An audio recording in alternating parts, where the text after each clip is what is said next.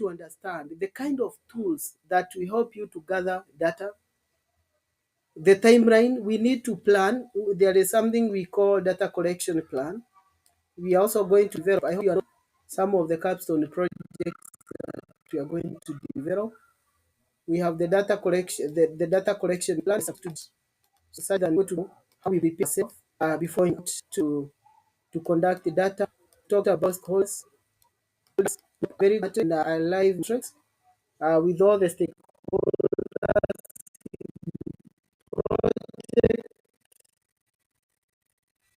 the place them where they're supposed to be uh, in our matrix. The other part I have said that we're also going to be monitoring evaluation. You need to clearly show how to plan yourself before you start conducting monitoring evaluation. It's also a capstone project that you're supposed to do. So that is why from the beginning I told you that there is a lot of work that you are going to do here. This is just basically an introduction of what you're now to learn. The other part is about measuring what we call long-term impact or intangible outcomes. Sometimes we may have what we call intangible outcomes. So you have implemented a project, or maybe you have monitored a project that has been implemented, but now you may find it even difficult to measure what the long-term impact of a project, because from the word go we said that we normally evaluate what you call the outcome, the outcome, and also the what you call the impact of the project. That is basically what we normally evaluate. And this reminded me that we are supposed also to have another capstone project, that is development of what we call evaluation plan. We have the evaluation plan. So you also needed to show us how you are going to evaluate project. That is based on what you call the outcomes and also the impact. Monitoring, we develop monitoring and evaluation plan. But for evaluation, we come up with an evaluation report, we come up with an evaluation plan. So you have to go out there as a competent person in monitoring and evaluation, and somebody who can be able also to set a system in an organization where we don't have functional system in the money. So there is a note there. You read the note at your free time. Then we have the best practices in meal system. So when you're applying the system or when you're implementing meal system, what are you supposed to do? Best practices in the meal system. So for monitoring, evaluation, accountability, and learning to work in any organization, there is something that you need to do. That is what I'm calling best practices in meal system. For that system to work in that organization where you are working for, there is something you need to know, and there is something that you need to do. Number one is to integrate meal in the project design from inception. From inception. If you remember, I said inception, we can call it also initiation. Project initiation. It is phase number one. We normally monitor projects. That is what we agreed. So from day one, that is inception, you needed to do what we call integrating meal. Now, this is my simple question that goes to you, and I want you to think about it. Because we have done project initiation, I would like to hear from you how meal will help you during project initiation or during project inception. How are you going to apply meal during project inception?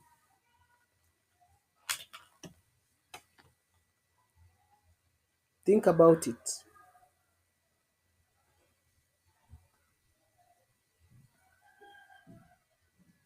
Let me also hear your opinion.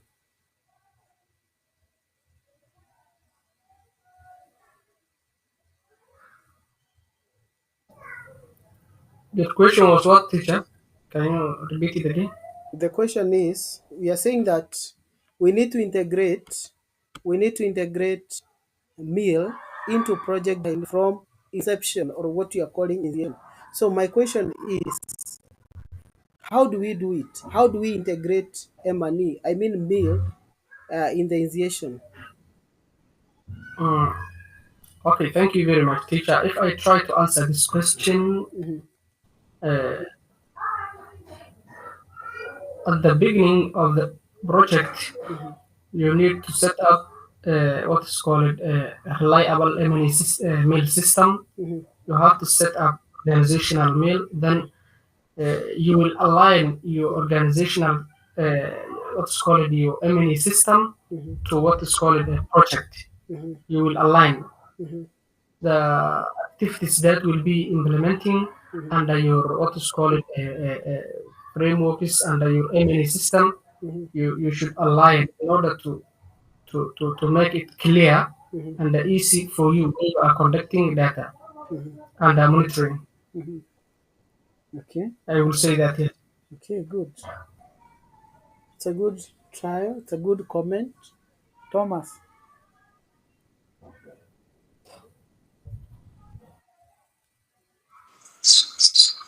Yes, What is your opinion on meal? on Mm-hmm. how to integrate email in project design. Mm-hmm. Yes, the first phase of the project. Okay, when you are designing a project, Mm-hmm. a mail officer or mail department Mm-hmm. should first come up with the tools of the Mm-hmm. reporting Mm-hmm. in line with the project proposal. Mm-hmm. Because in any project that you are implementing, there are some activities. And these activities need to have tools Mm-hmm. during monitoring. Mm-hmm. So this is done during the first phase. It is done uh, in the first phase of baseline surveys, where you come up with the needs Mm-hmm. assessment Mm-hmm. before you develop any project. I remember last year we were told uh, to develop a project. Mm-hmm. Before we came up with the project content, Mm-hmm. we were told to go out and collected data related to um, the needs in the community. Mm-hmm. Then from there, when we went, we did an assessment. Mm-hmm. We did focal group discussion, Mm-hmm. key informal interviews, Mm-hmm. and also as one-on-one interview. Mm-hmm. And when we came up, we share all the information with the mail department. Mm-hmm. Then their mail department, together with the project manager, Mm-hmm. they sit together, they analyze, Mm-hmm. and then from there they went ahead for project development. Okay. I think it is very important Mm-hmm. when you are designing a project. It is a must. You need to have a quality data uh, that will shows the needs Mm-hmm. of the community. Okay. So this is how we can involve uh, mail in project design. Yeah, good. It's a good comment as well. Yes, we said that even if in modern project management, we normally say that monitoring is normally appear in phase number 4. But on the ground, and that is what I was trying to find out from you, whether you understand where meal or monitoring and evaluation accountability and learning starts. And you have given me a very good answer that before before you implement any project, especially a project based on not even a project on at community level, any kind of project, number one, you must understand the needs of the people, because anyway, even the government normally serve people, and the government exists because of people. Otherwise, if you don't have people, the government could not be existing. So before you implement any project, the kind of baseline survey that you normally conduct, you normally determine, or you normally do the initial baseline survey to determine the percentage of people that has what, that maybe are facing that kind of challenge that you are looking forward to solve. And that is where now meal role is coming from. Why? Because you are doing survey. Survey is simply meal. That is monitoring, accountability, and learning. It involves data collection. We agree that you normally implement a project based on what you call facts. So if you are sent on the ground to conduct a baseline survey, you are simply determining the problem, you determining the needs of the people, understanding the situation on the ground, the way it is, so that you can sit down and come up with a report. And it is a report based on facts, it is a report based on data that you take back to the project office. So the team, the implementing team, will now sit down and now move to planning phase based on the results of the initiation phase. Remember, last time when I was taking you through the phases of the project, remember we said that it is during initiation that we conduct feasibility study. And under feasibility study, we agreed we can conduct what we call financial feasibility study. We can conduct what we call social feasibility study, environmental feasibility study, operational feasibility study. We can do what we call schedule feasibility study. All of them geared towards determining whether the project is going to be viable or not viable. So you may have multiple projects in mind or multiple ideas, but you can only implement that idea that you have the capacity, you have enough, or maybe the project is economically viable, operational viable. It's something that you can be able to manage risk from, and so forth.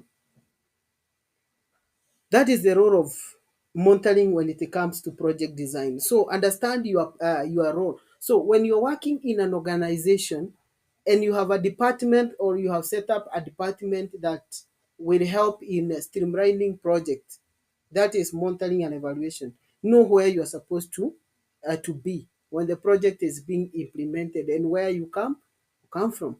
Then, still under initiation, you need to factor out who will be your stakeholders. Who will be your stakeholders? You need to identify them. So that is why I said we're also going to come up with what you call a stakeholders matrix. Reason being, it is part of the M&E's role, an M&E's officer's role. You conduct what you call stakeholders consultation. You go out there, you conduct interview with them, consult.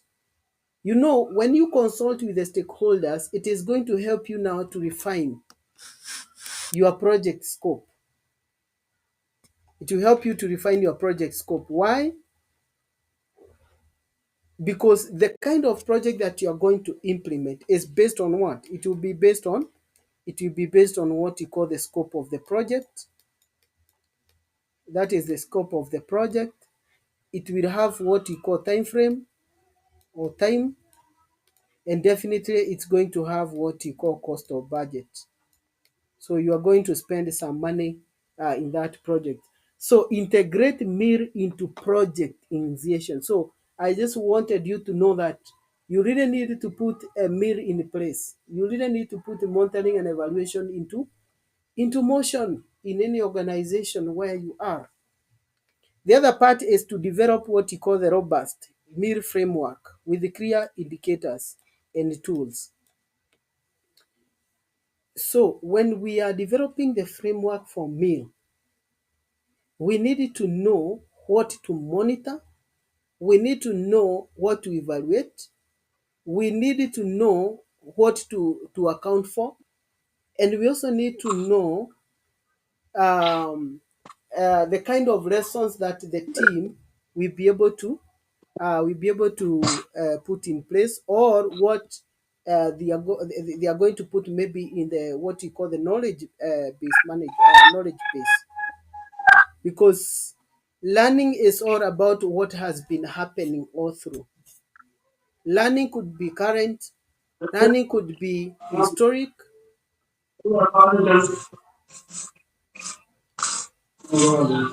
Is there a question, Thomas? Okay, all right. Okay, so you need. Yeah, Yes, go on. yeah. Excuse me before you proceed. Now we have issue of connectivities Hmm. at our side. Hmm. Our battery is down. Hmm. That means the internet will also go off Okay, maybe in 5 minutes. okay, So yeah. all right. So I will now like we still have enough time. I will see if I can reach the markets to assess connectivities from that side. Okay, okay. At least that's better when we are aware of what is going to happen, and that is why I normally like recording the class, so that in case maybe something happens, at least you can be able now to go through the records or the recordings. At the same time, you have the materials. So that is another way of taking care of such kind of eventualities when we are learning. And I hope you are comfortable with that, Thomas. Yeah, indeed. Okay, all Indeed, right. it's very important also to have those records because, like the previous one, Mm-hmm. the introductory part Yes. of project management, I Mm-hmm. went through it. It is even very interesting. Okay, all right, So, good. so in case of Mm-hmm. any issue related to connectivities, you Mm-hmm. can also Share share the the recordings. slide and also the presentation so that someone also should go through it on daily basis. Okay, all right. That is well noted. Okay, so we go on as we really hope that at least we can be able to learn as. Okay, all right. So I was saying that we need to develop a robust framework with clear indicators. So remember what we are doing here. We are setting system in motions or in motion. We want to make sure that the systems are working in any organization, because today you are here, tomorrow you don't know where you'll be. You may find yourself in an organization where there is no any system working in monitoring and evaluation. So as an expert in monitoring and evaluation, what are you supposed to do? These are the things that I'm explaining to you. That you need to have a framework that has what we call indicators. What is going to show us that we really need to implement the project, or because we normally say that an indicator could be a number, an indicator could be a ratio, an indicator could be a percentage. So you need to develop what we call a robust meal framework with clear indicators. Let me give you a practical example here of what I'm saying. And I want to draw a table here. A table here.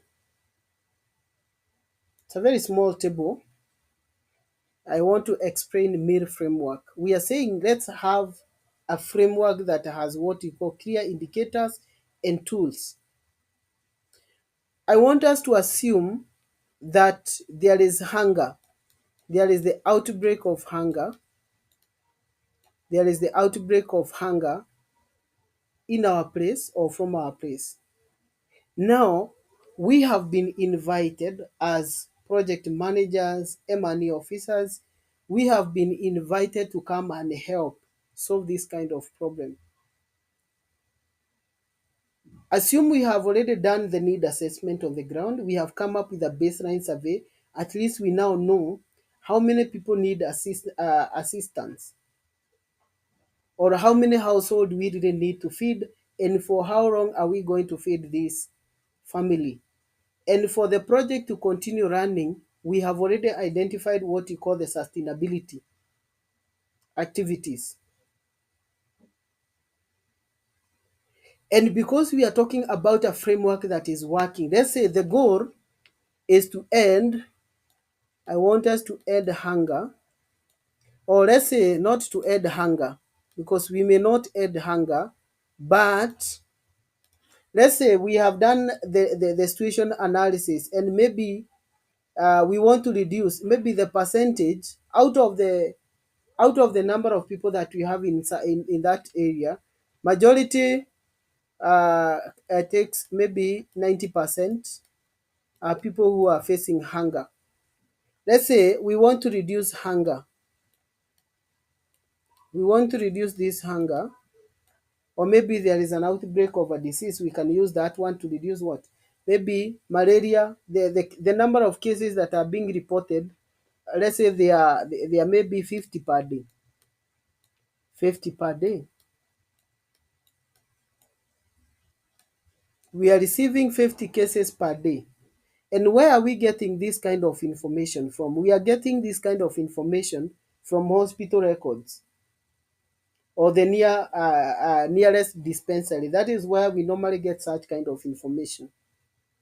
Maybe the issue of hunger, if we say that the hunger is, or those people who are facing hunger takes 90% of the total population, where did you get such kind of data? Like for our case here in Kenya, we have a body that is meant or tasked with data, citizen statistics, and you can be able to go to their website and you get the right information.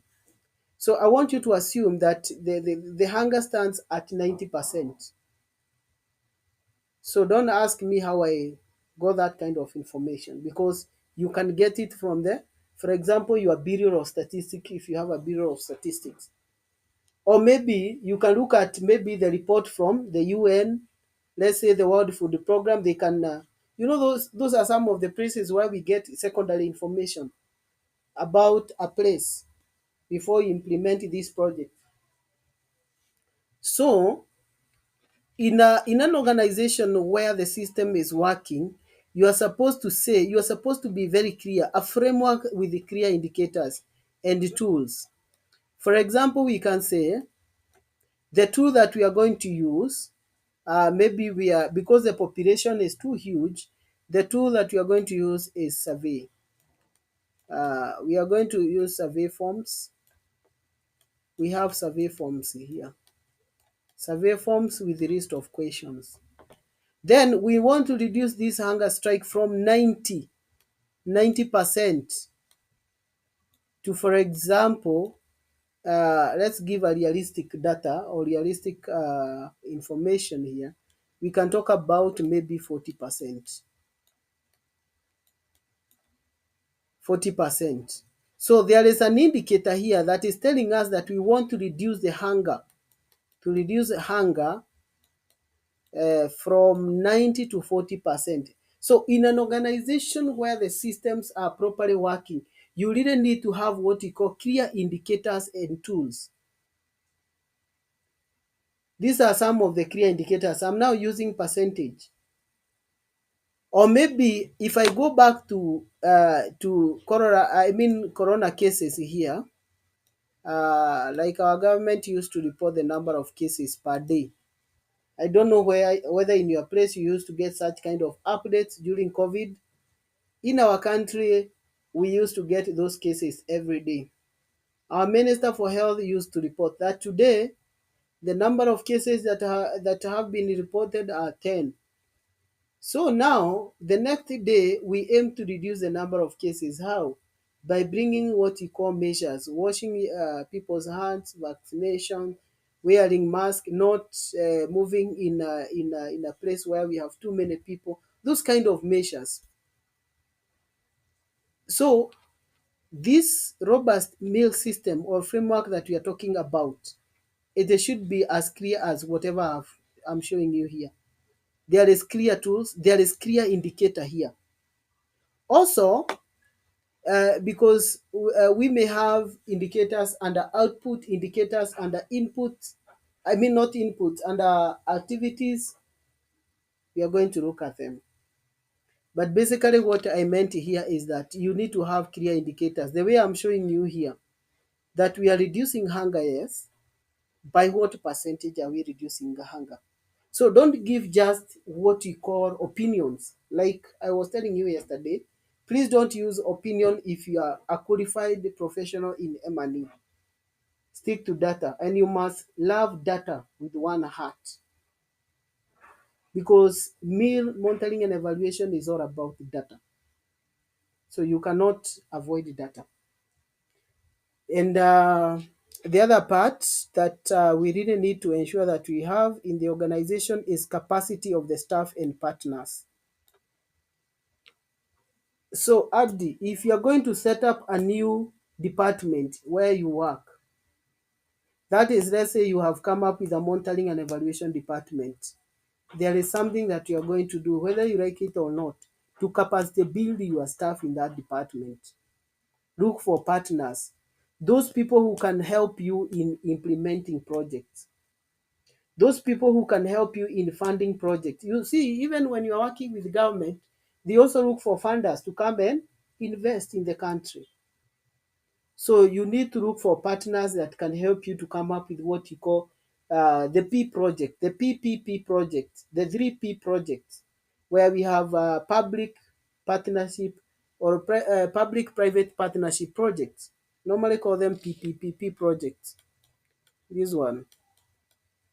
So you need partners. And also you need to align your department, you need to align your organization by building what you call capacity building of the staff and also the partners. Through training, you can mentor them. Like now, there must be somebody who maybe where you learned that M&E is a very good course, or maybe M&E can help you to solve so many problems in the society. And the other part that you really need to factor out is what you call participation. Thomas, if you are implementing a project or a program and you do not involve community, you do not involve people, then you are not supposed to be in that particular field, because meal is purely meant for participation. And there is a strategy that we normally use here when we are doing meal, that is PRA, participatory rural appraisal. I know you have come across this. When you are dealing with community projects, you involve them in matters. Their projects, you must involve them throughout, from design all the way to closure of the project. They want to know, did we do need assessment? Yes, we did need assessment. Did we conduct baseline assessment? Yes, we did. What was the situation on the ground? What were the findings? You don't just keep the finding for yourself. So foster what you call participatory meal approaches, involving all the stakeholders. Let people know, engage them, have what you call regular meeting, weekly meeting. Call people, let's discuss, where are we in this project? What is the progress of this project? What is the status of this project? Okay, bye. Okay. So those are the kind of those are the kind of things. I can see Thomas has left, so we'll continue. Abdi. Yes, teacher. Okay, all right. Continue, and if you can record it, it will be. Yes, I am. I am recording. Mm. Yeah.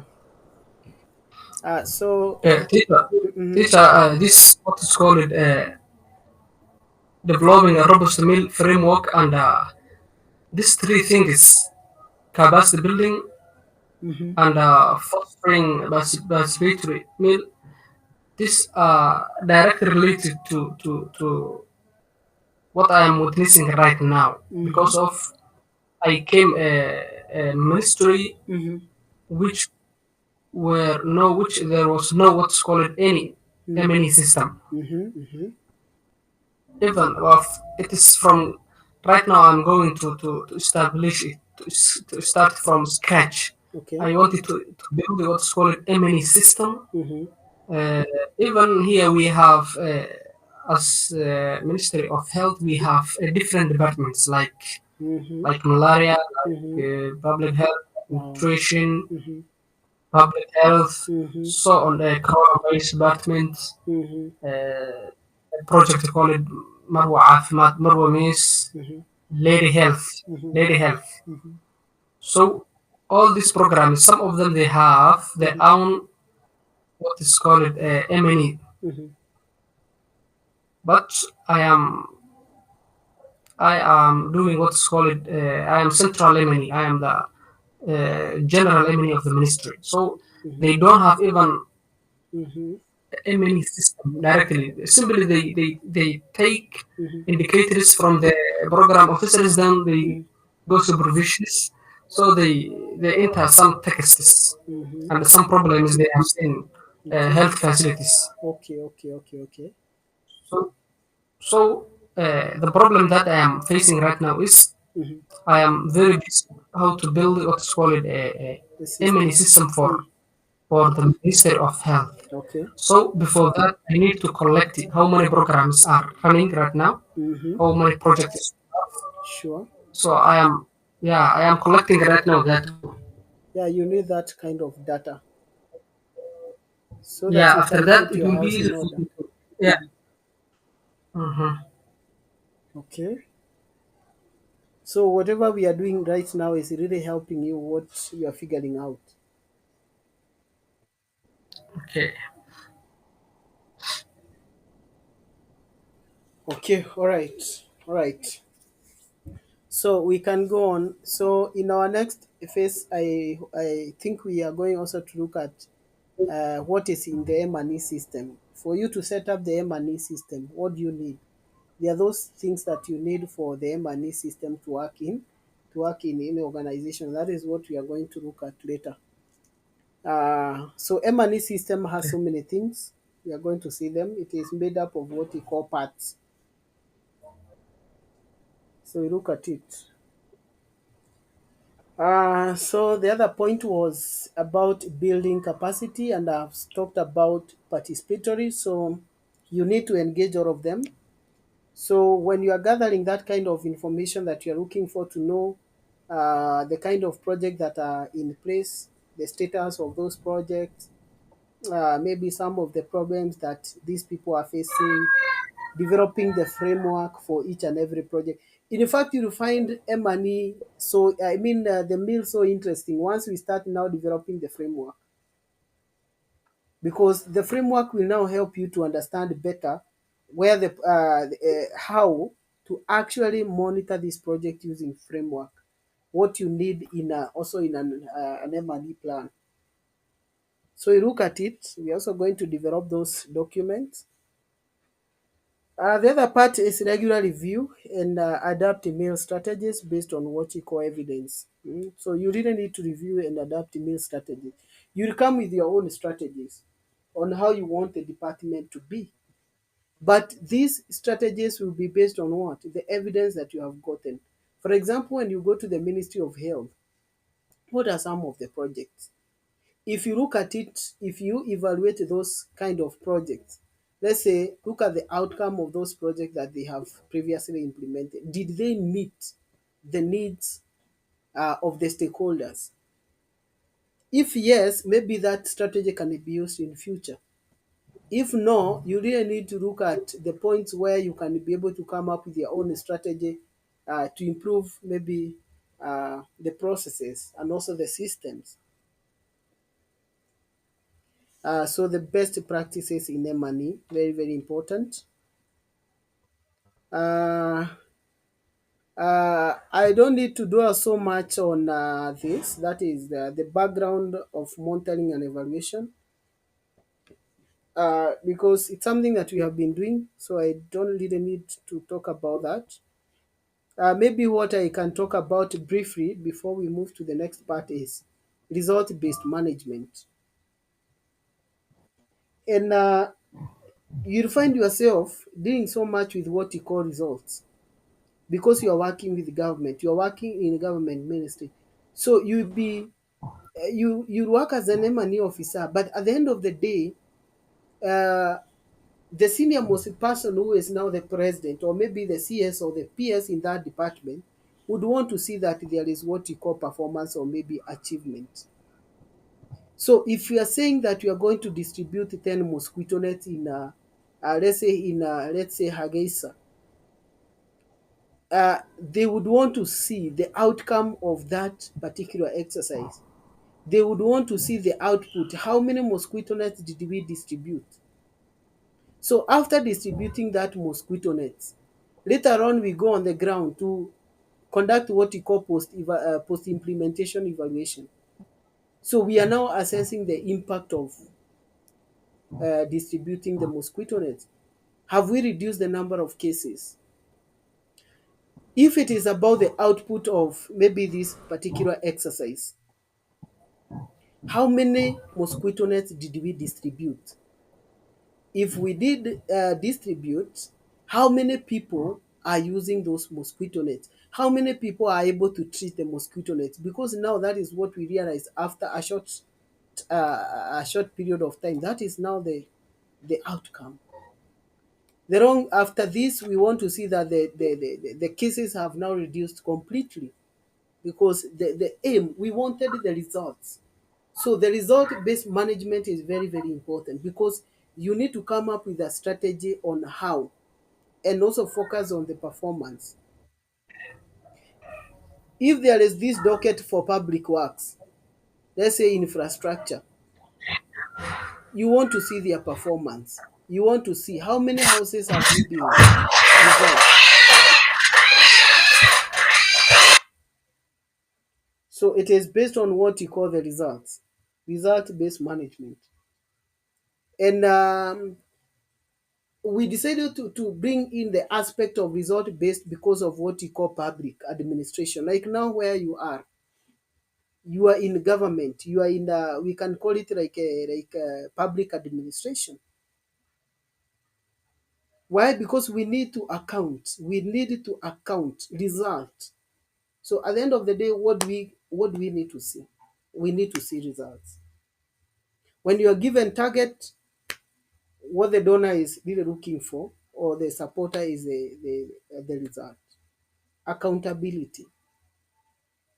You'll be dealing with what you call public money through the ministry. You need to be accountable for all the fundings assigned to the project. Remember, that is your role as an M&E officer. So you need to be accountable to the team. You need to be accountable to your government. If the money is being spent wrongly, you need to say it out. You need to identify the weaknesses. You need to make sure that the goals or the purpose of implementing any project in that country has already been met. Then learning, very, very important. Those reports that we normally develop in the process of monitoring these kind of projects, we are supposed now to, they are supposed to be kept somewhere in the organization. We normally call it knowledge base, database or knowledge base management, such that it can help us in future training. I don't know whether I can allow you to take you a few minutes. It's already 18:30.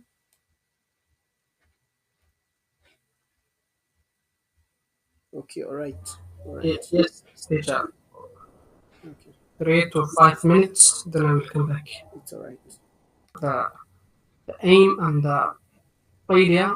Mhm. You give me what's called a project, which is creating awareness. Yes. So this awareness is intended to equip and or train 100 people. Mhm.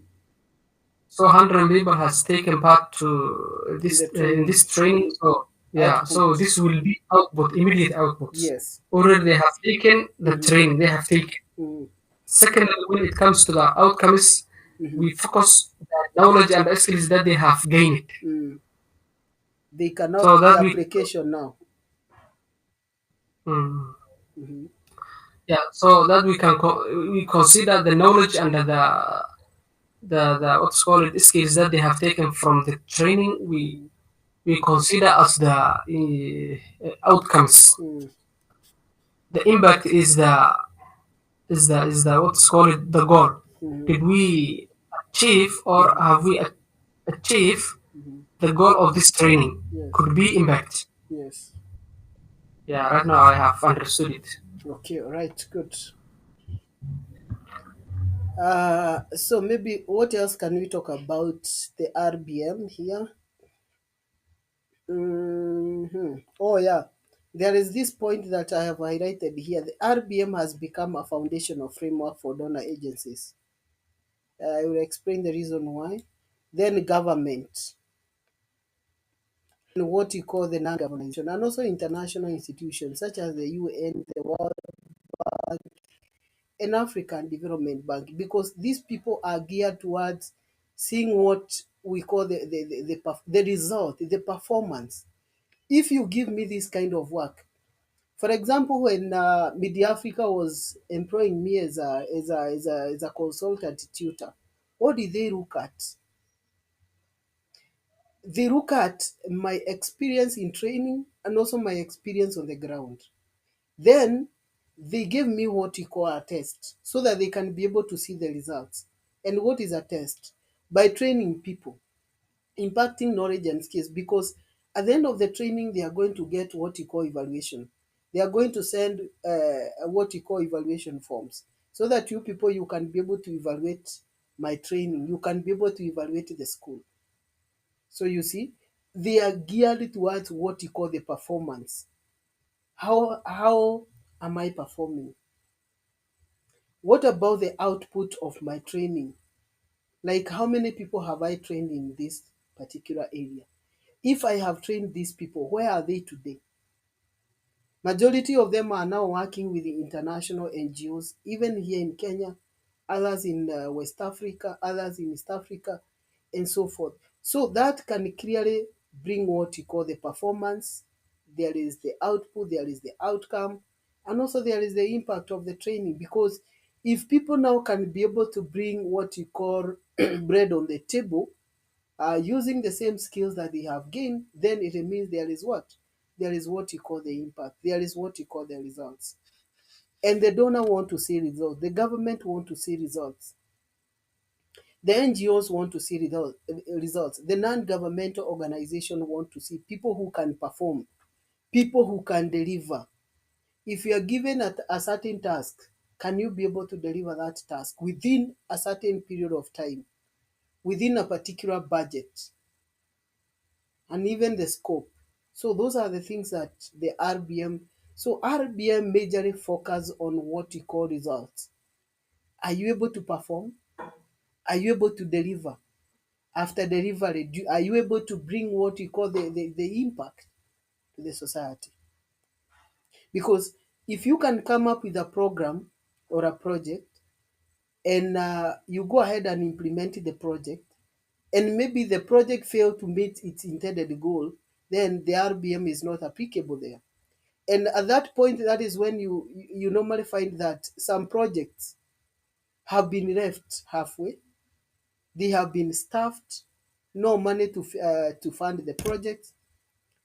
Others have been actually been thrown away. We normally call them throwaway projects.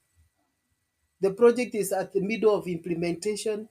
You realize that you are not actually going to achieve your goal, so you leave it at that point and you go. Because at the end of the day, we want to see results. And if you feel that the results cannot be seen from maybe your work, then you can decide to do otherwise.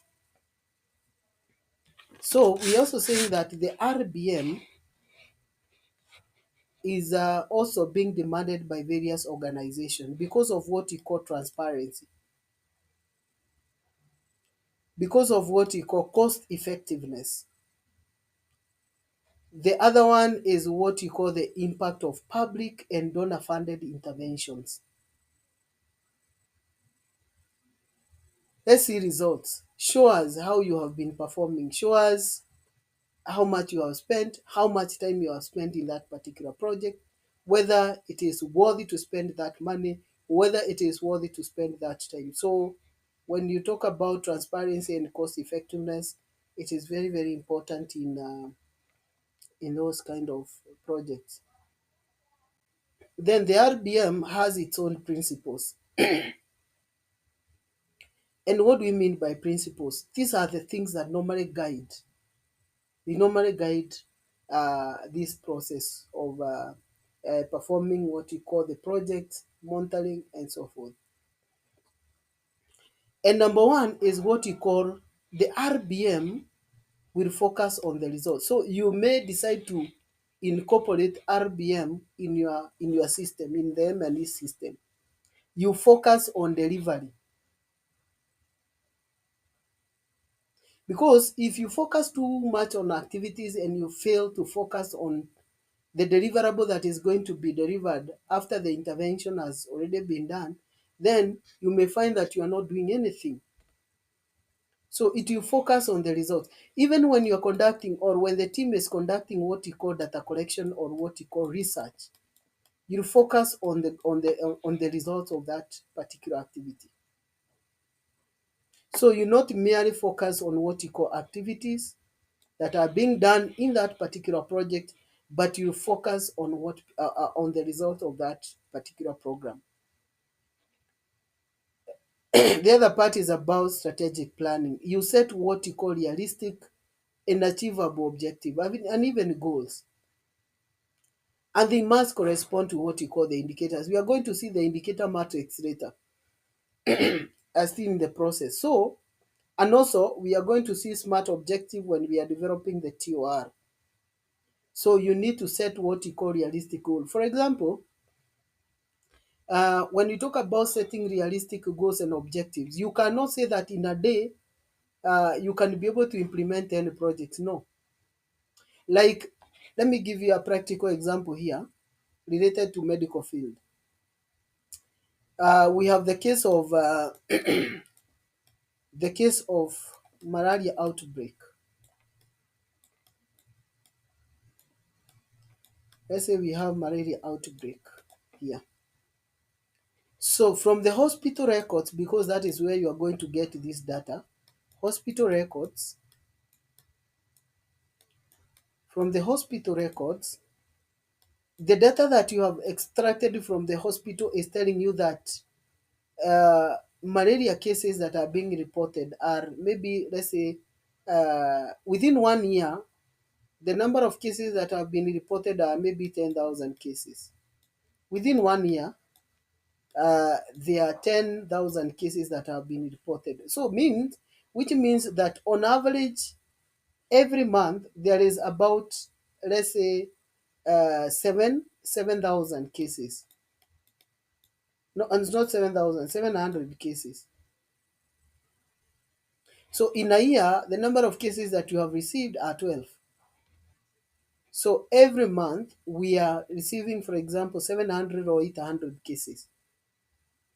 You cannot just wake up one morning and tell people, now we are going to implement this project and we want to reduce malaria cases from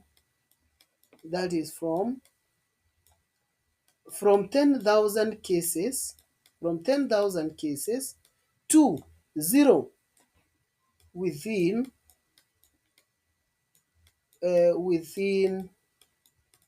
a period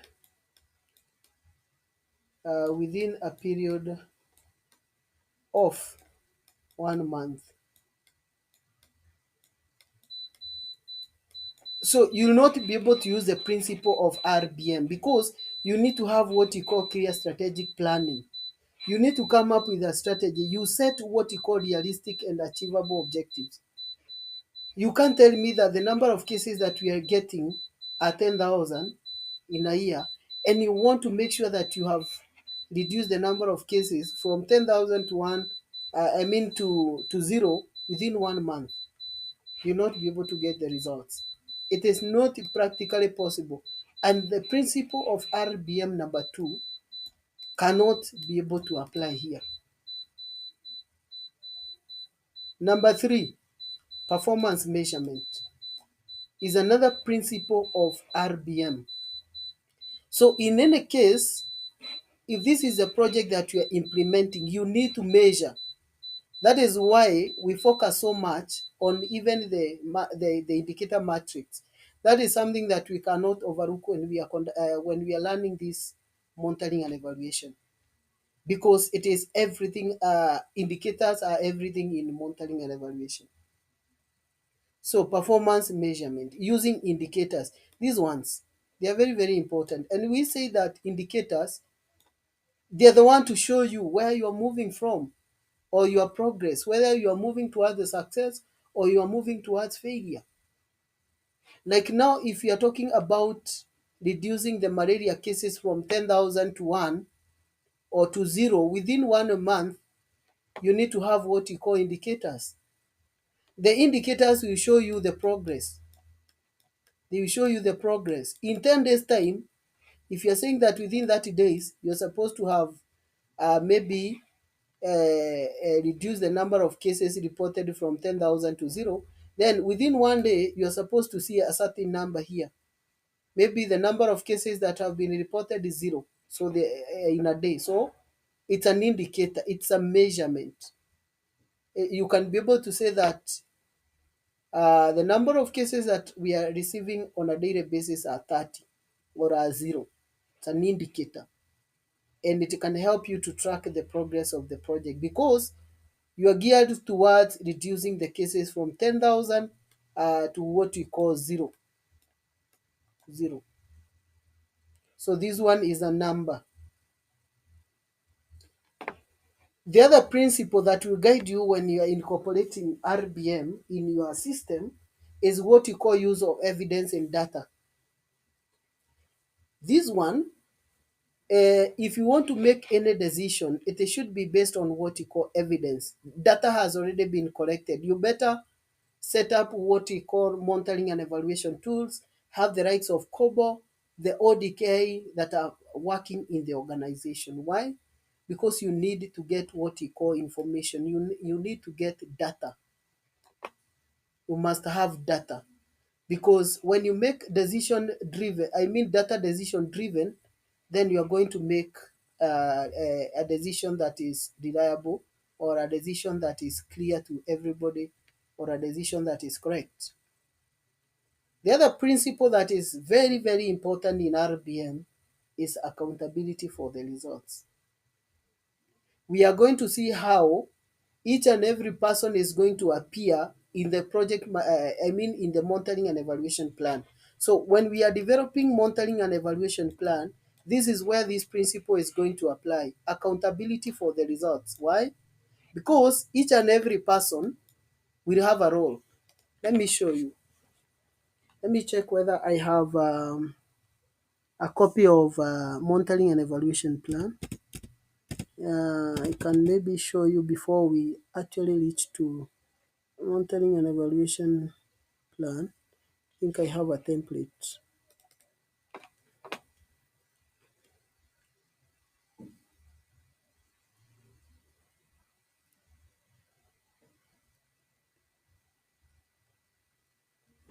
Taking time to open, but it's opening.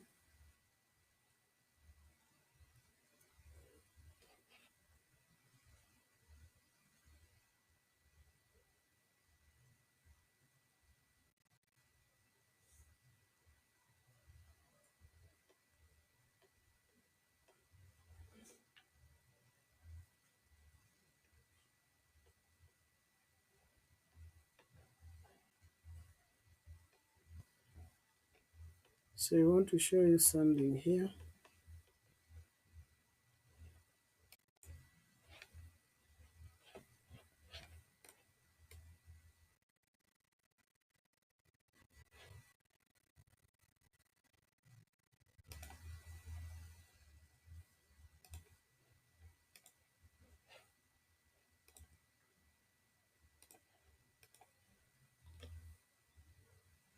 So have a look at this.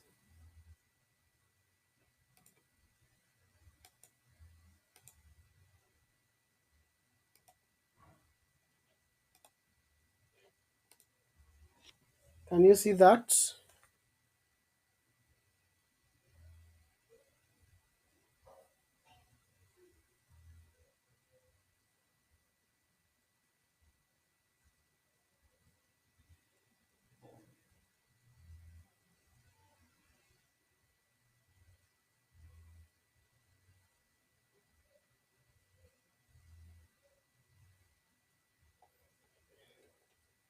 Can you see that?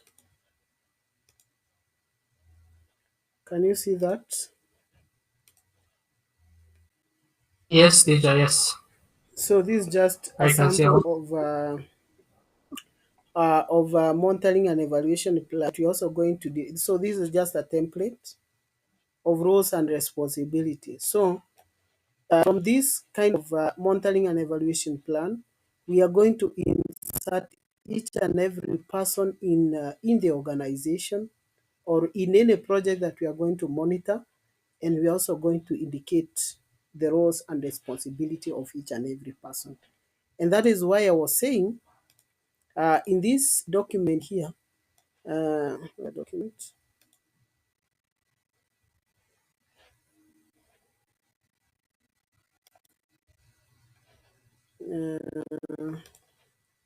yes, this document,